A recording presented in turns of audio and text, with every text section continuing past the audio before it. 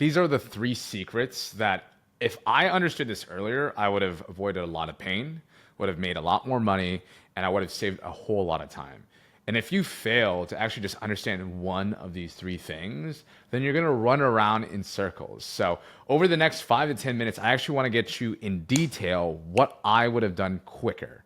Number one is this idea that I like to call understand who you learn from is more important than what you're learning. So I kind of think about this as like Mr. Miyagi, right? If you guys have ever watched the movie Karate Kid, right? Daniel-san finds Mr. Miyagi, and that is his mentor that teaches him the ropes of martial arts. And through that process, right, he learns wax on, wax off, then he learns more advanced things. But without the tutelage, without the actual support and guidance of the mentorship of Mr. Miyagi, Daniel-san would not be that person who ends up winning that tournament at the end of the movie. Because he could have easily learned from the Cobra Kai guys, right? He could have easily learned the same exact moves. But the person, the who, was the thing that actually led him to become that winner at the end. And it's the same thing for you when it comes to sales. There's going to be so many different types of sales styles that you can learn, right? You can learn from Grant Cardone, you can learn, NEPQ from Jeremy Miner, you can learn from Cole Gordon, Bill Walsh. There's, the spin selling methodologies. All these things work, guys. The truth is, what style or what mixture of styles works specifically for you? So it's really hard to actually understand that when it's just you trying to learn sales by yourself.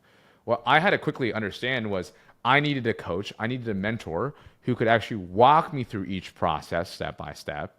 And most importantly, give me accountability and feedback when I was actually doing it wrong. Because if you're just relying on trying to get better at sales by yourself, you're not going to see your blind spots. And that's why in the arena, the skill set of sales, it is most important to actually have a coach because you need someone to tell you when you're not doing the things right? Because you could be saying the same lines, you could have the same exact script, but how you deliver the lines, the energy that you show up with, when to use certain things in certain situations are all nuances that a coach actually sheds light on, right? So when I was going through this journey of trying to learn sales, I realized that the quickest thing that I should have done quicker was actually hiring a coach instead of trying to tough it out. Now, you might have the luxury of having an amazing sales manager or business owner. Here's the truth. 80% of people don't. Most people on a sales team, or if you're a business owner, you don't have a great sales leader usually at the start of your journey to really tighten that feedback loop for you. In fact, you might have one, but they're just not that amazing, right? So that's why it's important to actually invest in the top people who are doing this right. So that's number one, the who, not the what. From there, the second thing that I always try to think of is great sales actually happens outside the arena. So what do I mean by that?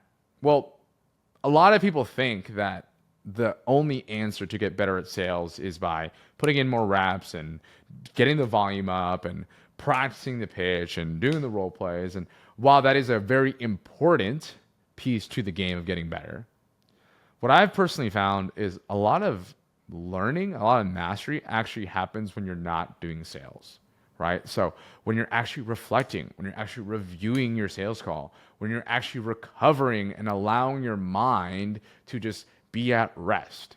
Because one of the biggest problems with people like us who are salespeople is that we're constantly go, go, go. We're constantly hustling. We're constantly trying to learn the newest thing.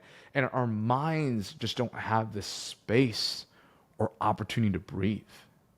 And so for us, what we need to understand is that a lot of learning actually happens when your mind is at rest. This is the biggest thing that I learned way too long. It took me a while to understand this. But learning isn't when you're like actively doing something. The practice gets your mind to start the process of learning, but the solidification of learning, and this is what I teach my students, actually happens at a state of rest. And what I mean by a state of rest, it's not partying or playing video games or, doing cheap dopamine. It's actually when you're like at your most calm, when you're literally just sitting there doing nothing. Maybe you're on a nice walk, right? Maybe you're doing a workout or a run or an ice bath. It is the moments you give your brain the actual opportunity to like breathe. That's where real learning happens. In fact, Andrew Huberman actually talks about this, that one of the best ways that you can learn is actually take a nap or work out after a big bout of learning. So before and after. Like these things allow you to actually take your brain to rewire itself properly. So I invite you to understand that a lot of the learning isn't just by doing hours and hours of reps. That's one piece, right? I'm not saying don't do that. That's only half the equation. The other half is actually stepping outside the arena and allowing all that learning to solidify, right? So that's number 2. Number 3 is actually what I call you can't outsell a bad offer.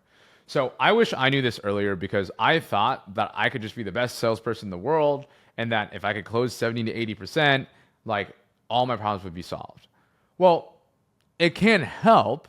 The truth is, and the myth and the lie that a lot of people won't tell you, is that the offer at the end of the day is still the primary way that you need to be able to get your actual goal.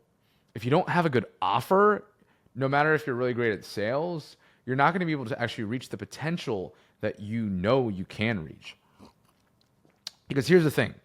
I want you to think about it as if like you were the best NASCAR driver in the world, right? Or the best F1 racer in the world.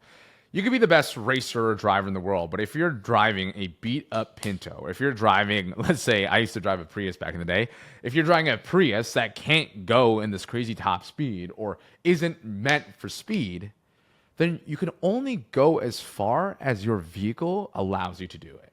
And your vehicle in sales and in this business world is your offer. So I was telling my guys, I'm like, hey guys, if you're like an A tier, S tier, like skill set in sales, like you are top, like 10 percentile, like you are great, but your offer is like a B or C tier offer, meaning your offer is not aligned in proportion to your skill set, then you're only going to be capped at the potential of your offer. I'm going to say that again. If your offer that you are selling, whether it's your own or someone else's, is a C tier and you're an A tier skill set, your income potential is capped at the level of your offer, right? So at the end of the day, part of your job, and what I wish I knew earlier, was to find a rainmaker or great offer that can help you rip to those multiple 6 figures. Because if you actually fail to do this, you're actually just going to waste a lot of time selling and improving your skill sets, and you might be closing above 50%, but if you can only sell X amount of units per month because your offer only allows you to do that, then you're only going to be stuck at that level. And once I truly realized that, once I realized that this game is just as equally about the product or the service or the offer that you sell, just as it is your actual skill set, then everything else takes care of itself. I would have actually hit my goals of 10 and 20K per month quicker if I understood this concept a lot sooner. In fact, it took me way too long. This was the last thing that actually started to click for me. And I was always trying to convince myself, oh, well, I'll just overcompensate by getting better in sales and I'll be the best person on my team. And guess what? I was the best person on my team, but there were certain offers that were just keeping me stuck.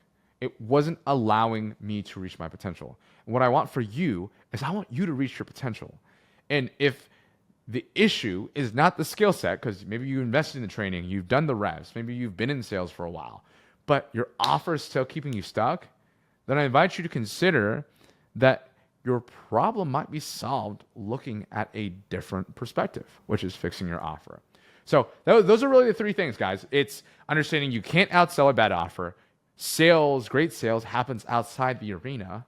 And number 3, you got to actually learn from the right person. The who is more important than what sales strategies you're learning. So if you like this video, like and subscribe to my YouTube channel. I actually have a free sales course in the description below. It's in the Sales Dojo. It's a free school community that I actually launched earlier this year. So you can get my free course. You can get in a community of over 700 sales reps. And if you guys like this type of material, you'll find even better stuff inside the community there. So until the next time, guys, Sales Sensei out. Sayonara.